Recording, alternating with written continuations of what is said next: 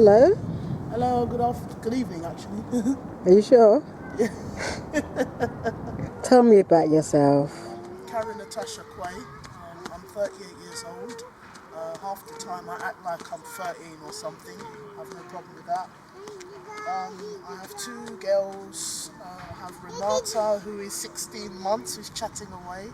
And then I have a 3-year-old Roberta, who is at nursery most days. And I just enjoy like creativity, and even having the girls, we always, play together. We always do mark making, like with pencils and crayons and even sand. So I'm into like music productions and poetry also. And when I write poetry, it's mostly to do with like life experiences. For the Excel Exhibition Centre was built behind you. They had trains and buses coming with all sorts of cargo to go on the ships, and those cargo would go to like Scotland, it would go to all over England and parts of France and Europe. And now this place is mainly being used as a residential area. As you can see over there, there's lots of warehouses and stuff. And this is also where I went to school, like back in the 1980s. And over there, it used to be called like the Silver Town Estate. It's now called Britannia. I wish like the shipping industry that I had seen more of it going on, because like when the New Year's came up and all the Easter holidays and all that, and sometimes like even New Year's Day, the ships would honk their horns, just to jubilate a new year, a new beginning and everything. And sometimes even just talking to some of the dock workers as well, and they had some really interesting stories of, where they came from, what walks of life they went through in order to find jobs by the docks and things like that. Right over there where you see those cars going, like a wire mesh, and it's called the Connaught Bridge. It's actually a swing bridge that lets all the boats in and out. And boats that want to go out of the docks, they go through this bridge and then to another open bridge to go out into the Thames. The docks is just a nice quiet place. We've got a plane coming, yay! That plane just took off from what is called the London City Airport, which is situated behind the Connaught Bridge. Before there was just a lot of warehouses and buildings. They just decided to build it all up and just make a really big airport in the East London area. The yellow and blue building over there is called the Tate and Lars Sugar Factory.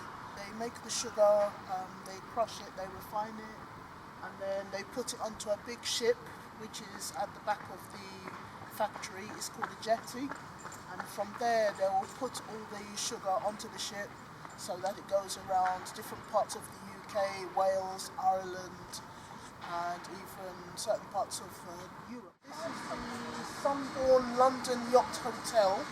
Originally it was here around 2001, and then a couple of years after that someone bought the Yacht Hotel in another country, and then around 2014 the yacht had arrived here again. And as you can see, it's elegance and splendour. It's got restaurants, it's got this balcony, veranda at the back where you can choose to eat outside and enjoy the sunshine and the wind if you like to blow through your hair. And it's got rooms, it's got restaurants, it's got everything on it. And from my sailing days, it reminds me of when we used to Who's we? My school. We used to do like tall ship races, and we used to go on like European cruises. The left of this boat is called the port, which is known as a red light, and then on the right side is the green light, which is called port. So whenever the boat You said port twice. Starboard. I beg your pardon. Should we do that again? No. We all make mistakes. It's normal. Yeah, so the right side of the boat, the green light, is actually called starboard. Does this area mean a lot to you? Oh gosh, it means everything to me. It's basically where I grew up. This is where all your experiences took place in my life. Just seeing even boats coming down here and just doing the last bits of clearing up before they finally close things down. It was just good to see something happening on the water side, and just, having some, fun times at school there. It's been my dream, my world. And because of what East London and things that's happened over the years has meant so much to me, it's been really hard to let go of those, treacherous memories. So yeah, it means everything to me. And just seeing everything build up the way it's doing, I mean, it's good to see flats building up and everything, but it would be nice to see more happening by the docks rather than it just being a seasonal thing, really.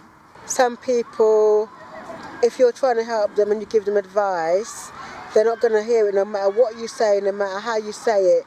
And what was it you said? Well, I was saying that basically you can't react badly to everything that's going to help you. What do you mean by that? Like, there's that saying that goes, the truth hurts.